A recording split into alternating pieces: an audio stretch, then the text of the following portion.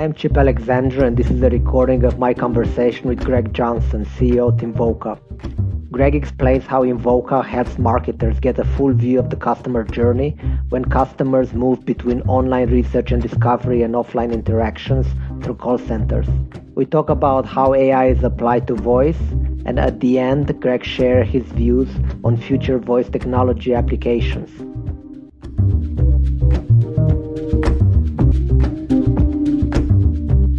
I'm talking to Gregg Johnson, CEO at Invoca. Invoca is the leader in customer call tracking and conversational analytics. It aims to bring the type of insight that marketers are used to from the digital channels to the phone interactions with the customers. Gregg, please introduce yourself and tell us a few more things about Invoca.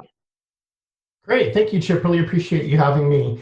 Always fun to talk about the future of technology. So, yes, I've been at Invoca since September of 2016. Before that, spent most of my career moving between management consulting firms, small startups, and then spent the last 9 or 10 years before joining Invoca at Salesforce. Invoca was founded in late 2008. We're based out in California, have presence in the Bay Area, down in beautiful Santa Barbara, down near Los Angeles, and also in the Denver area, and then have various people working remotely throughout the country, especially in these times. And we're a technology firm that serves marketers and helps marketers really do two things. The first is better connect their online digital advertising investments in platforms like Google and Facebook with conversions and revenue that they generate through human-to-human conversation in the contact center, and then also deliver a better customer experience so that as customers move from digital interactions to conversational interactions, they can do so smoothly, and the brand can retain all of the institutional memory of those conversations. So it's great to be here and appreciate your time today. I'd like to start my conversations a bit broader. What do you think is the place of human-to-human customer interaction in digital era? I think one of the really interesting things about the whole concept of digital transformation is trying to take the things that are really easy and simple and straightforward and allowing consumers to do those things on their own through technology. And I think that's a great idea. The concept that I can pull out my phone from my pocket and check my bank account balance and the weather and, trade stocks or mutual funds all through a couple of swipes and taps on my mobile phone, I think is a really powerful thing. And, a lot of companies still have room to go in automating and digitizing those key interactions. But I think the challenge is, as we say in the US sometimes, the baby gets thrown out with the bathwater, and in a sense that, people have forgotten the importance that human-to-human interaction can have, especially around, really key parts of the customer journey, around really key purchase decisions, et cetera. And so a lot of the brands and the companies that we work with, they tend to be in what we call considered purchase industries. So things where you're making a really important decision, or you're buying something that's expensive, or even buying a product or service that you don't typically do very often in your life. And so it's things like getting a mortgage, or choosing, who's going to provide your car and home insurance, or getting health insurance, or getting consultative advice in healthcare today. And I think those are all areas where that human-to-human connection is still really important. I think people have an innate understanding to feel confident in the decisions that they make. That's where human-to-human connection, especially with experts and people that really know the details of what you're doing, if they have a trusted relationship with you, I think the value of human-to-human connection is really, really critical. Yeah, this is such an important point. So what specific business challenges does Invoca solve? In those particular industries, what typically happens is, if you think about when a consumer learns about a product or a service, typically today the way they do that is through the internet. They do that through searching on Google, or seeing advertisements on Facebook, going to the website, doing some research, learning some more. But then at some point in that purchase decision, where they either have very nuanced questions about the product or service that they're looking to buy, or if they really want to get expert consultation in a field like healthcare, for example, where they really want to understand something deeply, that's typically where they'll want to interact with an expert, with another human being. And so with Invoca, what we help do is when consumers go from that world of digital research to getting close to buying something and actually making that purchase decision, we'll help connect the dots between the digital interactions they have and then the human-to-human conversation they have with that expert consultant seller. And so we'll help track the digital activity in conjunction with platforms like Facebook and Google and Adobe. But then we also mine the data of what happens, what we call offline in the contact center, in order to make sure that you as a marketer can understand which digital advertising investments and which parts of your website are really driving the most high quality sales conversations or driving the most revenue for your company. So where is Invoca's sweet spot now in the marketing automation space? Can you share some of the most used integrations with other technology tools, and how does this work? Nice thing about Invoca is we're typically very complementary to a lot of the marketing automation investments. I'll give you a few examples. First is customers always connect Invoca to either directly to their Google and Facebook advertising platforms or to the marketing automation tools that they use to manage those platforms. Because obviously, if you go through a process of buying a good online, typically through dropping a pixel on your website or through other means, you can connect the dots between a Google paid search click or a Facebook advertisement impression, a visit to your website, and then a purchase through e-commerce. And so we do the equivalent thing for purchases that are made through those human-to-human conversations in the contact center. And so we will grab data around what drives revenue and what drives sales over the phone. We will pass that data back into your Facebook or Google platforms. And then you can have a very fine-grained understanding of which advertising campaigns are driving most revenue for you. It also gives you the ability to do things like if I call in and I have a conversation with someone from your company, but I ultimately decide not to buy, we can use artificial intelligence to mine that human-to-human conversation, understand your buying behavior, and then send signals of those buying behaviors back to your website or to your digital advertising platforms. So that, for example, if it appears that you're in market for a product or service, but you just don't buy after that first conversation, the company or the brand can retarget you and provide different ways to re-engage with you through digital advertising. We also tend to integrate with the technologies that you have to optimize your website. So technologies like Adobe Analytics or Google Analytics, the technologies that you use to personalize and customize specific landing pages. So for example, Adobe Target or Optimizely. We also integrate with the platforms that are used in the contact center. So that could be a call routing platform like Genesys or Avaya, or a CRM system like Salesforce or Microsoft Dynamics or Oracle, or even an order management system. And that's really so that we can connect the dots all the way between the click or the view in the digital advertising world, through the website visit, through the phone call, all the way down to the specific product that you may have ordered or bought, and the revenue that comes along with that. Now, moving on to privacy and security. Privacy and security are very important these days. So what do you do in order to make sure that you and your customers stay compliant? Yeah, that's a really important part of our product, especially because most of our customers are large enterprises, and many of them in very heavily regulated industries like financial services and healthcare. So there are a few things that we've built specifically to orient ourselves to serve those customers.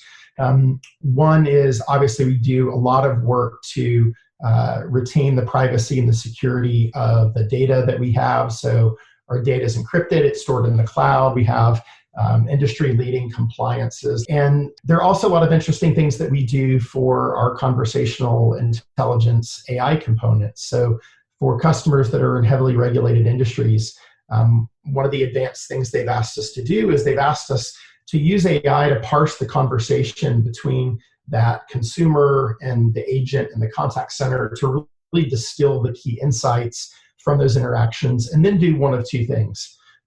First, if any sort of private data is expressed on the call, so things in the US like social security numbers or credit card numbers, we'll redact that information from the recording of the call that's made.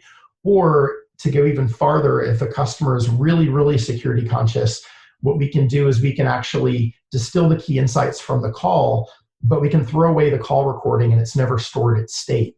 So what type of companies use Invoca? For what languages and which geographies do you cover?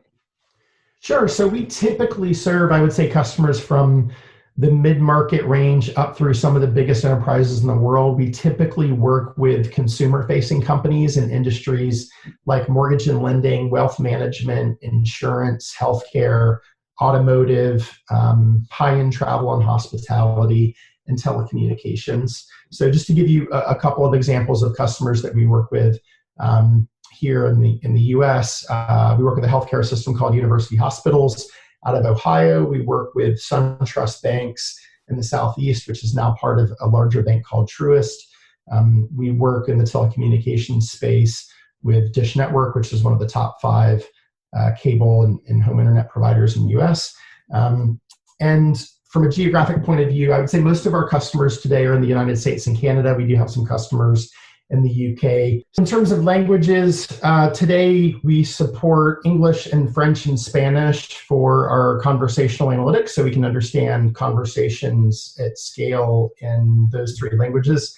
And we're continuing to look at new language options as we broaden our customer set and the types of consumer audiences that they want to engage with and understand conversations in. Understand. So what are the benefits that the clients could expect? Could you share some success stories? Yeah, so I think there are really 2 benefits. One is highly quantitative and is improving the return on your advertising spend. The second one is more qualitative, and I would say is improving the customer experience that you can deliver. So, for example, I think one of the best case studies that we have was actually produced by Dish Networks in conjunction with Google, because one of the main benefits that customers see is that their return on ad spend with Google Ads goes up significantly when they can understand what types of contact center offline conversions they're driving. So with Dish was able to connect data through Invoca literally down to the order level. So they would trace an ad to a visit to the website to a phone call to a specific order. They could connect that data, including order level revenue data and estimated lifetime value of that customer, all the way back to the Google click. Then they could optimize their Google ad spend in order to maximize customer lifetime value. They were able to get 15x lift in the number of conversions that they were driving and a 60% increase in their conversion rate. The other element of what we do, which is more qualitative, is really helping provide that great customer experience where you can get a consumer to the right agent who's an expert in what you need very quickly. I'll give you an example. We work with a top 5 insurance company in Canada where some of the prospects that they're talking to, if they click on a paid search ad or a Facebook ad in French and they go to a landing page in French, guess what language they want to speak on the phone? Probably French. And so instead of having to ask them again through an IVR, would you like to speak French? Or they can use the data from the digital interaction to actually automatically route the consumer. So we can get a consumer to a French-speaking agent in the area code they're calling from and give the agent a heads up whether they're interested in homeowners insurance or auto insurance based on the ad or the part of the website they were looking at. So what do companies need in order to implement?